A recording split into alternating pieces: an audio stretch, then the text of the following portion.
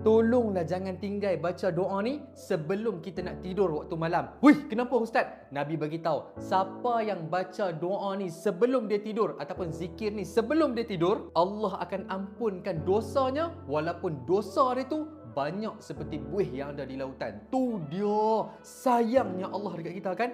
Orang Islam yang tengah tengok video ni sekarang, dia sengaja tak mau share video ni, tak mau repost video ni, tak mau bagi video ni dekat orang Islam yang ada dekat luar sana. Jujur, dia ni seorang yang terpaling pentingkan diri sendiri. Wui, kenapa Ustaz? Tak kisahlah, nak marah saya, marahlah. Sebab dia ni simpan video ni seorang-seorang. Dia amal video ni seorang-seorang. Dia nak Allah ampun dosa dia seorang je sebelum tidur. Oi, tak maulah macam tu. Bagi video ni dekat semua orang. Bagi video ni dekat anak-anak kita. Bagi video ni dekat grup family kita. Bagi video ni dekat grup taman kita. Kita nak semua orang hidup dalam keadaan Allah ampun dosa. Sonokkan hidup dalam pengampunan Allah. Jangan simpan seorang-seorang lah. Okey, doa dia macam mana tu Ustaz? Dah share dah kan? Dah repost dah? Okey, tengok skrin. Kita baca doa ni sama-sama dengan harapan Allah ampunkan segala dosa kita. Amin ya rabbal alamin. Komen amin kat bawah. Tengok skrin dan kita baca sama-sama. Okey, ikut sama-sama nah. Saya baca satu persatu, ikut pelan-pelan.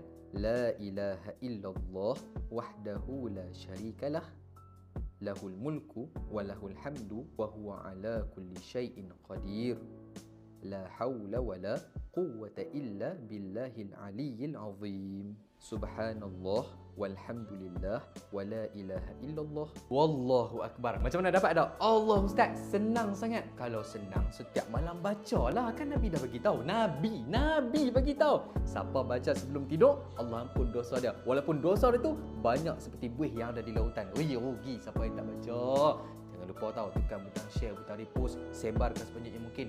Semoga Allah Ta'ala mengampuni segala dosa semua orang yang tengah tengok video ni dan kita semua umat Islam. Amin ya rabbal alamin.